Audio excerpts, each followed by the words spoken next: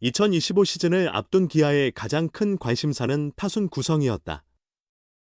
특히 김도영의 자리를 어떻게 정할지가 쟁점이었다. 한 해가 지났지만 올해도 비슷한 고민이 예상된다. 단지 그 맥락이 이전과는 다르다. 김도영은 2024 시즌 KBO 리그를 압도했다. 주로 3번 타자로 출전하며 380타석을 소화했다. 이 번타자로는 168타석, 한 번으로는 72타석에 서기도 했다. 2025 시즌 시작 전 그의 타순이 다시 논의되었다. 테이블 세터로 활용해야 한다는 의견과 중심 타선에 두어야 한다는 주장이 맞섰다. 이범호 감독도 이 문제를 깊이 고민하는 모습이었다. 하지만 그 논의는 결국 무의미해졌다. 김도영이 제대로 경기에 나서지 못했기 때문이다. 부상으로 인해 시즌 30경기 출장에 그쳤다. 이제 2026년이 되었다. 올해도 김도영의 타순을 놓고 상당한 고민이 필요할 수 있다. 그가 여러 자리에 적응 가능하다는 점은 분명한 장점이다. 또한 기존 주전 선수들이 이탈했다는 점이 더 큰 변수로 작용한다. 2025 시즌 후 기아에서만 FA 자격을 얻은 선수가 6명에 이른다. 이 중 박찬호와 최영우가 각각 두산과 삼성으로 자리를 옮겼다. 이로 인해 선두타자 유격수가 공백이 되었고 4번 타자의 자리도 비게 되었다.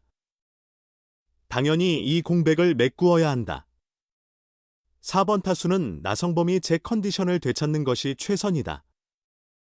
연속 3시즌 부상에 시달렸지만 그의 재능은 여전히 최정상급이다. 기아 타선의 중심을 그는 확고히 잡아줄 수 있는 자원이다. 그러나 중심 타선의 전체적인 무게감을 고려하면 최영우의 부재는 상당히 심각하게 느껴진다. 2025년 타율 0.307, 24홈런 86타점, OPS 0.928을 기록한 타자이기 때문이다.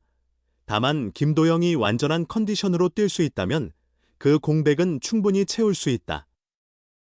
2024년 타율 0.347, 38홈런 109타점 143득점 40도루, OPS 1.067을 만든 선수다. 그의 파괴력은 최영우를 넘어설 수도 있다. 시야를 타선 앞부분으로 돌려도 김도영의 자리는 보인다. 1번 타자다. 박찬호가 오랫동안 맡았던 자리로 돌격대장 역할을 하며 3할 타율과 20-30개의 도루를 기록했다. 리드오프 자리가 딱 맞는 셈이다. 한편 김도영이 빠른 타순에 들어간 것은 그가 없어진 자리를 메꾸기 위한 현실적인 선택이기도 하다. 그런 점에서 김도영이라는 뛰어난 카드가 있어 다행이라고 할 수 있다. 2026 시즌 김도영의 타순은 어디가 될까? 삭감할 수밖에 없을 것이다. 기아가 2026 시즌 연봉 계약을 진행 중이다. 상당 부분 진행되었으며 팀 성적이 좋지 않았기 때문에 칼바람은 불가피한 상황이다. 이때 눈길이 집중되는 대상은 단연 슈퍼스타 김도영이다. 김도영은 2024 시즌을 주름잡은 선수였다. 0.347의 타율에 38홈런, 109타점 143득점 40도루, OPS 1.067라는 압도적인 성적을 기록했다. 정규 시즌 MVP도 차지했으며 기아의 통합 우승을 이끌었다. 시즌이 끝난 후 가장 큰 화두는 그의 연봉이었다. 2024년 1억 원에서 출발했는데 인상폭이 관건이었다. 결과는 5억 원으로의 급등이었다. 기아가 과감하게 책정했으며 뜨거운 관심에 그의 연봉을 단독으로 먼저 발표하기도 했다. 1년이 지난 지금 상황은 완전히 달라졌다. 2025 시즌 타율 0.309, OPS 0.943은 나쁘지 않았다. 하지만 누적 기록이 부족하다. 햄스트링 부상만 3번 반복되며 고작 30경기만 출장했다. 7홈런 27타점 20득점 3도루에 그쳤다. 그라운드에서는 여전히 위력적이지만 그곳에 서지 못하면 소용이 없다. 아무리 뛰어난 선수라도 30경기 출전으로는 기여도가 제한적이다. 그의 공백 속에 기아도 힘을 잃었고 시즌을 8위로 마감하며 통합 2연패의 꿈은 악몽이 되었다. 이렇게 시즌이 끝났고 다시 김도영의 연봉이 주목받는다. 이번에는 인하 폭기 쟁점이다. 문제는 이 또한 결코 쉽지 않은 일이라는 점이다. 기아 구단 관계자는 2026년 선수단 연봉 협상을 진행 중이며 대부분 마무리 단계다. 아직 완전히 끝난 상태는 아니다라고 밝혔다. 김도영 등을 포함한 일부 선수의 협상은 아직 결론이 나지 않은 것으로 보인다. 이번 오프시즌 기아는 재정을 크게 풀지 않는 흐름이다. FA 시장에서도 그러했듯 기본 방침이 그러하니 어쩔 수 없다. 8위라는 성적은 연봉 협상장에도 한파를 불러왔다. 김도영의 경우 삭감은 불가피해 보인다. 팀과 개인의 성적 모두 만족스럽지 못했기 때문이다. 비슷한 예로 강백호를 꼽을 수 있다. KT 시절 크게 삭감된 연봉으로 아픔을 겪었다.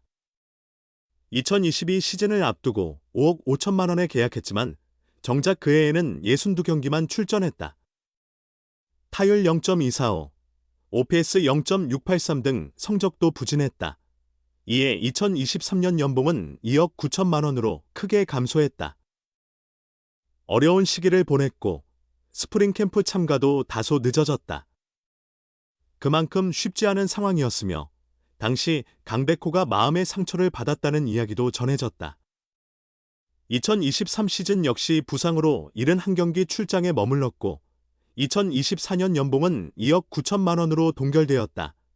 김도영의 경우는 어떨까? 1억 원에서 5억 원으로 급증했기에 다시 1억 원으로 내리는 것은 현실적이지 않다. 선수의 사기를 고려하지 않을 수 없다. 적절한 수준을 찾는 것이 중요하다. 현재 기아에게 가장 필요한 것은 적절한 조정의 기술이라 하겠다. 지난해 기아 타이거즈의 공격을 이끌었던 최영우, 삼성 라이온즈, 박찬호, 두산 베어스, 가 시즌 후 팀을 떠났다.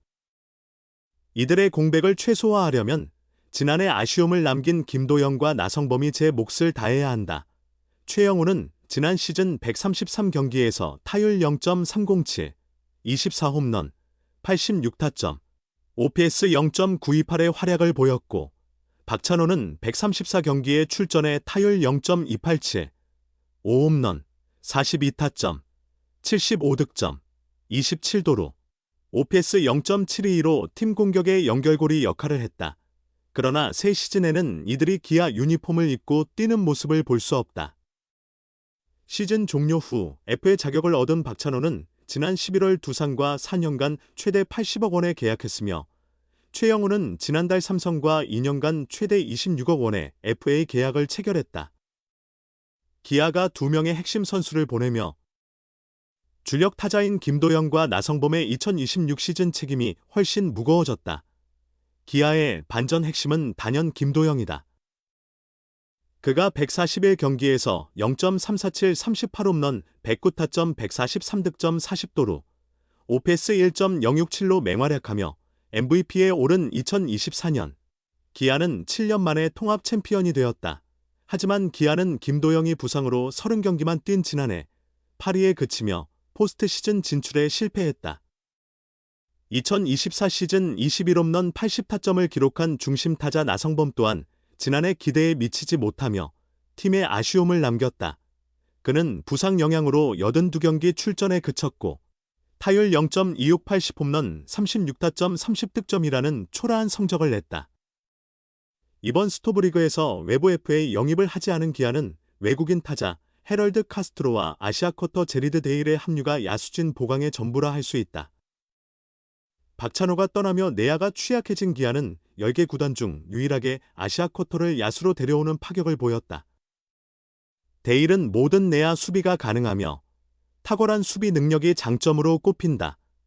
이번 겨울 특별한 전력 보강이 없는 기아는 김도영, 나성범과 함께 베테랑 내야수 김선빈, 신입 카스트로, 데일이 공격을 이끌고 기존 젊은 선수들이 가능성을 폭발시켜야 명문과 복원이 가속될 것이다.